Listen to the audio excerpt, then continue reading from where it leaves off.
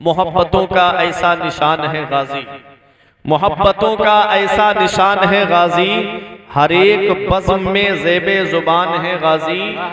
और यहाँ से दीने नबी को मिटा ना पाओगे, हैं जिस्म ख्वाजा मेरे और जान है गाजी, हैं जिस्म ख्वाजा मेरे और जान है गाजी। और वला तक़ूलू लिमन युक़्तलू को पढ़ के देख, पता चलेगा कि कितने महान है गाजी, पता चलेगा कि कितने महान है गाजी। और मेरे परों में ना देखो कि कितनी ताकत है, मेरे परों में ना देखो कि कितनी ताकत है, मैं उड़ रहा हूं कि मेरी उड़ान है गाजी, माशाअल्लाह माशाअल्लाह, मैं उड़ रहा हूं कि मेरी उड़ान है गाजी। ज़मीने हिंद पर तेरा बड़ा एहसान है गाजी, यहाँ के जर्रे जर्रे में तेरा फैजान है गाजी। जनाबे खिज्र को देखा है अक्सर तेरी गलियों में, न जाने किस बुलंदी पर तेरा दरबार है। माशाअल्लाह माशाअल्लाह। हज़रात, आले रसूल की आमद होने वाली है, आप तवज्जो मेरी तरफ दीजिएगा। एक भी लफ्ज आपके जहन से मिस न होने पाए, पूरी तकरीर का मफहूम निकल जाएगा। मैंने कुरान मुकद्दस की एक आयत करीमा तिलावत करने का शरफ हासिल किया। परवरदिगार आलम कुरान मजीद में इरशाद फरमाता है, वला तक़ूलू लिमन युक़्तलू फी सबीलिल्लाहि अमवात, और वो लोग जो अल्लाह की राह में कत्ल किए जाएं उन्हें मुर्दा ना कहो, अल्लाह अल्लाह, बल अहया, बल्कि वो जिंदा हैं। वलाकिन ला तशऊरून, लेकिन तुमको उनकी जिंदगी का शऊर नहीं।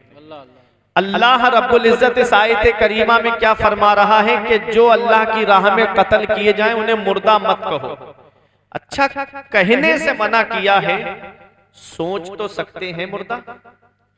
अरे जिसका जिस्म कट जाए वो कैसे जिंदा, जिसकी गर्दन कट जाए वो कैसे जिंदा, जिसका हाथ कट जाए वो कैसे जिंदा, जिसका पैर कट जाए वो कैसे जिंदा। तो ये जहन में तो आ सकता है कि ना पूरा जिस्म अलग अलग हो गया, जिस्म के आज़ा अलग अलग हो गए, तो वो जिंदा कैसे। तो उसे मुर्दा सोच तो सकते हैं, मुर्दा गुमान तो कर सकते हैं।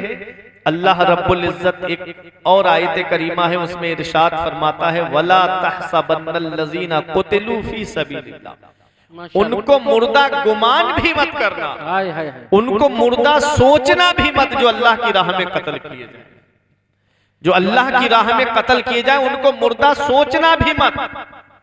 ये कौन कह रहा है? परवरदिगार आलम। सैयद सालार मसूद गाजी की जिंदगी को आप देखिएगा। सैयद सालार मसूद गाजी ने जामे शहादत नोश किया है अपने रब के नाम पर, अल्लाह की राह में जामे शहादत नोश किया है। आज दुनिया जब खंजर शहीद की अजमत को नहीं समझ पाई, तो गाजी पाक की अजमत को क्या समझ पाएगी। आप देखो, खंजर शहीद का क्या पूरा जिस्म बहराइच में है। आप जाओगे कैसरगंज ऐनी के पास में, वहां एक जगह है जहां पर खंजर शहीद का सर है और बहराइच में उनका जिस्म है। अल्लाह अल्लाह अल्लाह। खंजर शहीद जब शहीद हो गए तो किसी ने ये कह दिया साथियों में से कि चलना तो आगे तक था, मंजिल तो आगे थी, आप यहीं जामे शहादत नोश कर गए।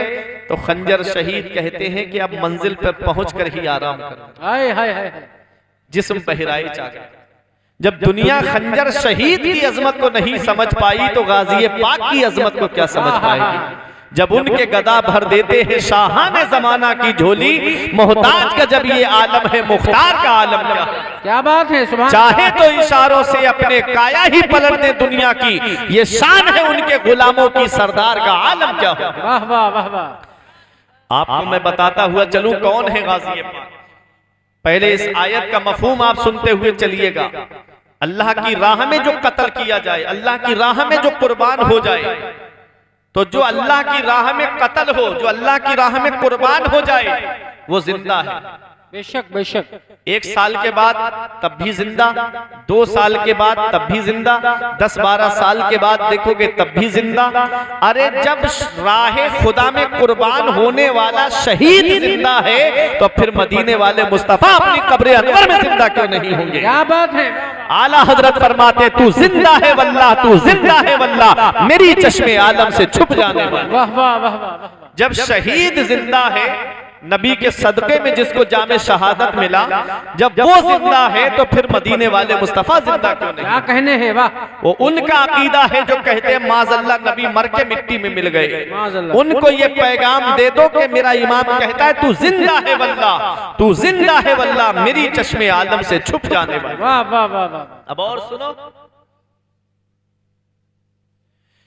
हुजूर सैयद सालार मसूद गाजी की अजमत को आप समझते हुए चलिएगा। शहीद है क्या? शहीद कहते किसको है? शहीद कहते किसको है? शहीद की जिंदगी को आप देखिएगा। सबलू भाई गाड़ी वहां से हटा देना, सैयद साहब क़िबला की आमद होगी, हमारी गाड़ी हटा दो, साइड से कर दो, आप लोग तवज्जो दें मेरी तरफ। शहीद है क्या? शहीद जब जन्नत में जाएगा तो जन्नत में हर चीज है, जो सोचोगे वो जन्नत में मौजूद, जिसकी ख्वाहिश करोगे वो जन्नत में मौजूद, हर चीज है जन्नत में। एक फल खाया, उसी की शक्ल का दूसरा फल होगा, आदमी कहेगा ये तो मैंने अभी खाया था, जब उसको खाएगा तो उसका अलग टेस्ट होगा, उसका अलग मजा होगा। जन्नत में हर चीज है। रब फरमाएगा फरिश्ते से कि शहीद से पूछो कि तुझको मेरी जन्नत कैसी लगी। आहा, सुभान अल्लाह।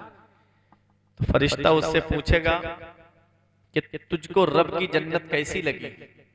वो कहेगा जन्नत में सब कुछ है, जन्नत में हर चीज है, मगर मुझे रब की जन्नत में वो मजा नहीं आ रहा है जो रब के नाम पे कटने में मुझे दुनिया में मजा आ रहा है। अल्लाह अल्लाह अल्लाह। जो मजा मुझे दुनिया में आ रहा था रब के नाम पे कुर्बान होने में, वो मजा मुझको जन्नत में नहीं आ रहा है। बिस्तर पे पैर रगड़ रगड़ के मरने से बेहतर है कि जामे शहादत नोश करके हाय हाय हाय। इमाम हुसैन फरमाते हैं कि जब मौत आना ही है तो इससे अच्छा क्या है कि रब के नाम पे कुर्बान हो जाए। सुभान अल्लाह सुभान अल्लाह। जब आना ही है मौत तो रब के नाम पे कुर्बान हो जाए, इससे बेहतर क्या होगा? तो शहीद जिंदा है। मैं इसलिए आगे बिठा रहा था क्योंकि ये जो जमात बैठी है ना, ये बहुत आवाज कर रही है, मगर हमारे समझदार लोग पीछे बैठे, मैं उनसे कह रहा था बार बार आगे आ जाओ आगे आ जाओ, ये किसी की नहीं सुनते। और वो पीछे बैठे वो सुन रहे हैं, लेकिन इनकी वजह से मेरा जहन मुंतशिर हो रहा है। तो मैं इसलिए कह रहा था कि थोड़ा करीब में आके इनके बराबर में बैठ जाते तो एक अच्छा माहौल बन जाता सुनने का। सैयद साहब क़िबला की आमद होगी, तकरीर खत्म हो जाएगी, इसलिए मैं सोच रहा हूं कि माहौल बन जाए। कौन है गाज़ी पाक? अब आओ जहन को करीब करो। शहीद है कहां? शहीद है कहां? रब कुरान में फरमाता है इंदा रब्बिहिम, शहीद अपने रब के पास है। शहीद कहां है? शहीद रब के पास है। अब बताओ रब के जलवे कहां नहीं है? रब के जलवे कहां नहीं है? जिधर नजर करोगे ऐनमा तुवल्लु फसम्मा वजहुल्लाह, जिधर रुख करोगे उधर अल्लाह का जलवा है। सारी कायनात में अल्लाह का जलवा है। तो जब शहीद रब के पास है तो सारी कायनात में रब का जलवा है, रब की अता से शहीद का भी जलवा है। नारे तकबीर, नारे रिसाला, मसलके आला हजरत अजमते मुस्तफा कॉन्फ्रेंस, शहीदे आदम, शहीदे आदम फैजाने सीधे सालार मसूद गाजी। कौन है सैयद सालार मसूद गाजी? अपने जहन को करीब करिएगा। आप शहीद हैं और शहीद का मैं मकाम बता रहा हूँ। शहीद रब के पास क्या कर रहा है? अल्लाह का कुरान कहता है वो अपने रब के पास रिज्क पाते हैं। इंदा रब्बिहिम युरज़क़ून, उनको रब के पास रिज्क दिया जाता है। वो अपने रब के पास हैं और रब के पास वो रिज्क पाते हैं। अब अपने जहन को करीब करना, क्या रिज्क शहीद अपने पास में रखते हैं? क्या शहीद शहीद रिस्क को जमा करके रखते हैं। अरे हमारे यहाँ ईमान वालों का हाल ये है, अल्लाह का कुरान कहता है कि ईमान वालों को अल्लाह ने जो नेमत अता फरमाई है, वह मिम्मा रज़क़नाहुम युनफ़िक़ून, जो रिस्क दिया गया है ईमान वालों को, वो रब की राह में खर्च करते हैं, वो रब के नाम पे कुर्बान कर देते हैं अपने रिस्क को, वो रब के नाम पे लुटा देते हैं अपने रिस्क को। अरे जब मोमिन की ये शान है कि वो अपने रब के नाम पे रिस्क को लुटा देता है, अपने रब के नाम पे रिस्क को दे देता है, तो शहीद रब के पास रिस्क पाते हैं तो वो क्या करेंगे, वो रब के नाम पर खजाने लुटाते हैं, वो रब के नाम पे अता फरमाते हैं। जो उनके आस्ताने पे जाता है और सच्चे दिल से मांगता है, गाजी पाक उसकी झोली को भर देते हैं। जो गाजी पाक की बारगाह में जाता है और रब के नाम पे मांगता है तो मेरे गाजी खाली दामन नहीं लौटाते हैं, बल्कि जब वो वापस आता है तो यही कह के आता है, मरीज आए शिफा पाए, शिफा पाकर चले जाए, मरीजों के लिए गाजी खुला दरबार करते हैं। वाह वाह वाह वाह, माशाअल्लाह। सोने से जड़ी चौखट, चांदी से जड़ी चौखट, हर एक खजाना है गाजी तेरी चौखट। वाह वाह वाह वाह, हर एक खजाना है गाजी तेरी चौखट पर। हुजूर सैयद सालार मसूद गाजी वो अल्लाह के ऐसे बंदे हैं जिन्होंने रब के नाम पे जामे शहादत नोश किया है। गौसे आजम से तकरीबन 65 साल पहले पैदा हुए, सरकार गरीब नवाज से तकरीबन 132 साल पहले पैदा हुए। इस हिंदुस्तान की सरजमीन पर इस्लाम का झंडा लहराने वाली शख्सियतें तो बहुत हैं। मोहम्मद बिन कासिम आए थे सिंध के साहिल पर। कौन है मोहम्मद बिन कासिम? जब राजा दाहिर के ने जब एक अरब की लड़कियों को कैद कर लिया था, राजा दाहिर के कैद खाने में थी, तो उन लड़कियों में से एक लड़की ने खून से एक खत लिखा था। उस वक्त का जो बादशाह था जिसे हज्जाज इब्न यूसुफ कहते हैं, हज्जाज इब्न यूसुफ इतना बड़ा जालिम था कि मशहूर ताबई हजरत सईद बिन जुबैर को उसने शहीद करवाया था, बड़े बड़े ताबईन को उसने शहीद करवाया था। इतना बड़ा जालिम था, अच्छे काम भी किए थे, कुरान पर जेर जबर उसी ने लगवाए थे। आज जो तुम देखते हो ना कुरान पाक पर जेर जबर लगे हैं, ये उसी ने लगवाए थे। वो हज्जाज इब्न यूसुफ जब उस खत को पढ़ता है, उस खत में लिखा था, कौम की बेटी का खत, कौम के बादशाह के नाम, मैं राजा दाहिर के कैद खाने में कैद हूँ। अगर मेरी आबरू लूट ली गई, अगर मेरी इज्जत को लूट लिया गया, तो ऐ बादशाह मैं कयामत के दिन तेरा गिरेबान पकड़ के कह दूंगी, मौला मेरी इज्जत लुटती रही है, आराम से सोता रहा, मेरी आबरू लुटती रही है, चैन से सोता रहा, कयामत का दिन होगा, तेरा गिरेबान होगा और मेरा हाथ होगा। बादशाह की आंखों में आंसू आ गए। 18 साल का जवान भतीजा जिसे तारीख में मोहम्मद बिन कासिम कहते हैं, आज हमारे यहाँ के 18 साल के नौजवानों को देखो, कोई पबजी खेल रहा है, कोई फ्री फायर खेल रहा है, कोई व्हाट्सएप चला रहा है, कोई फेसबुक चला रहा है, कोई इंस्टा पे लगा हुआ है, अरे कोई यूट्यूब पे गंदी फिल्में देख रहा है, कोई आईपीएल में मस्त है, कोई वनडे देख रहा है, कोई T20 देख रहा है। ये हाल है आज हमारे नौजवानों का। और एक वो नौजवान है 18 साल का नौजवान, कहता है चचा रोते नहीं देखा, आज पहली बार रो रहे हो, बात क्या है? तब मोहम्मद बिन कासिम से हज्जाज इब्न यूसुफ ने कहा, बेटा कुछ मुस्लिम लड़कियों को गिरफ्तार कर लिया गया है, बेटा उनको कैसे बचाने के लिए जाऊं, फौज मेरे पास नहीं है, फौज दूसरी तरफ चली गई है। तब मोहम्मद बिन कासिम ने कहा, खत पढ़ने की इजाजत है? कहा हाँ बेटा पढ़ लो। जब खत पढ़ा तो आंखों में आंसू आ गए। कहा चचा तुम जाते हो इसकी आबरू बचाने के लिए, या इजाजत दे दो, तुम्हारा जवान भतीजा इसकी आबरू बचाने जाएगा। मोहम्मद बिन कासिम से हज्जाज इब्न यूसुफ ने कहा, बेटा फौज नहीं है, तू कैसे जाएगा? कहा बस इजाजत दो जुमे में खुतबा पढ़ने की। जुमे का दिन आया, मस्जिद में खड़े हो गए। कहा कोई भी मस्जिद से बाहर नहीं जाए, जरूरी बात करनी है। जो जहां बैठा था वहीं बैठा रहा, सब अपनी अपनी जगह बैठे रहे।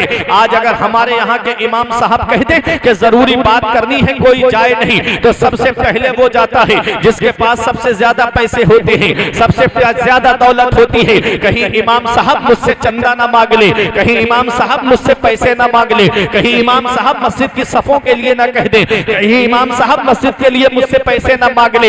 इमाम अपने लिए तो नहीं मांगता है, इमाम अपने लिए तो तुमसे नहीं मांगता है। एक भी मौलाना ऐसा दिखा दो जिसने कहा हो मेरे घर की चारपाई टूट गई है, मेरे घर के लिए चारपाई दे दो, मेरे घर का पंखा खराब हो गया है, मुझे नया पंखा लगा करके दे दो।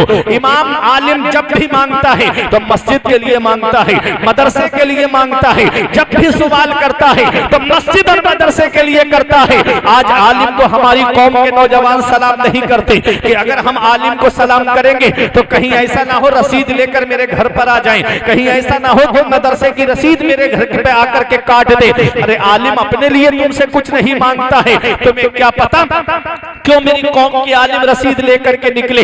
आज किसी को किसी के लिए टाइम नहीं है, ये गलियों में धुतकारे खा रहे हैं लेकिन मदरसे के लिए चंदा कर रहे हैं, किसी की गालियां खा रहे हैं मगर मदरसे के लिए चंदा कर रहे हैं। किसी ने कहा कि इन्होंने धंधा बना लिया है, लेकिन वो बातें भी सुनी लेकिन फिर भी आगे बढ़े। अरे मेरे प्यारे मुसलमानों, मैं आपको बताऊं, जब उन्होंने सऊदी रियाल पे पलने वाली वो कौम जिसने 4-5 महीने में 2-2 मंजिला मदरसे खड़े कर दिए और फ्री एडमिशन रखा, तब मेरी कौम के आलिमों के दिल में ये दर्द जागा, कहीं मेरे बच्चे उनके मदरसे में न चले जाएं, कहीं मेरे बच्चे उनके मदरसे में न चले जाएं, कहीं इनका ईमान न चला जाए, कहीं बच्चे हमारे गुमराह ना हो जाएं। तब रसीद लेकर के गलियों में निकले। ऐ लोगों, याद रखना, तुम तो रमजान के महीने में तरावी पढ़ के सो जाते हो और आलिम बंबई के घरों के सेठों के घरों के चक्कर लगाता है, तुम तो आराम से सोते हो, वो बंबई के सेठों के दरवाजे पे खड़ा हुआ है। ईद के मौके पे तुम तो सिवई खाते हो और आलिम सदका फित्र इकट्ठा करता फिरता है, तुम तो बकरा ईद के मौके पे गोश्त खाते हो और आलिम कुर्बानी की खाले इकट्ठी करता फिर रहा है।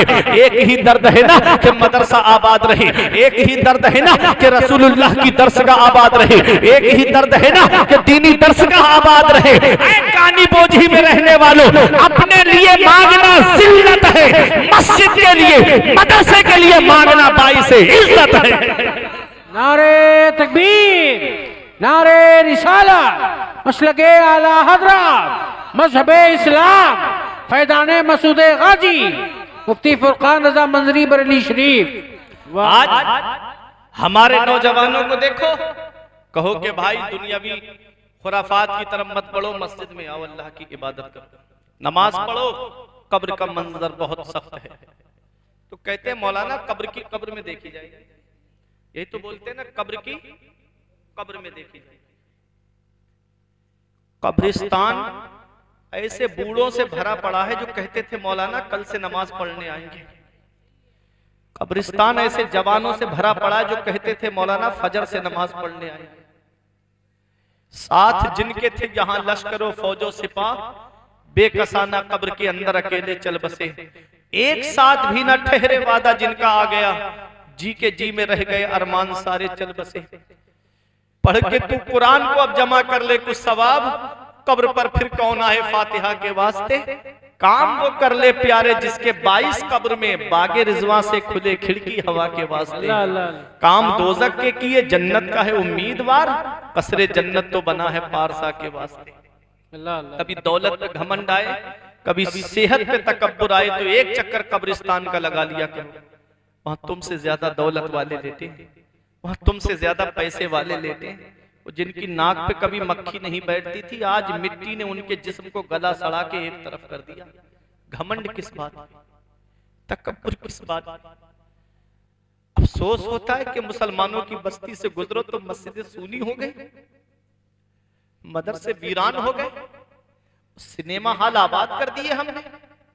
2.5 घंटे की फिल्में बैठ के देखते, 10 मिनट अल्लाह की इबादत में लगते, मस्जिद नहीं जाते। फिर रोना रो रहे, मुसलमान परेशान बहुत है, मुसलमान सताया बहुत जा रहा है। जब भी कहता हूं या अल्लाह मेरा हाल देख, हुक्म होता है अपना नामाए आमाल देख। अरे वाह वाह वाह, वहां की वहां देखी जाएगी।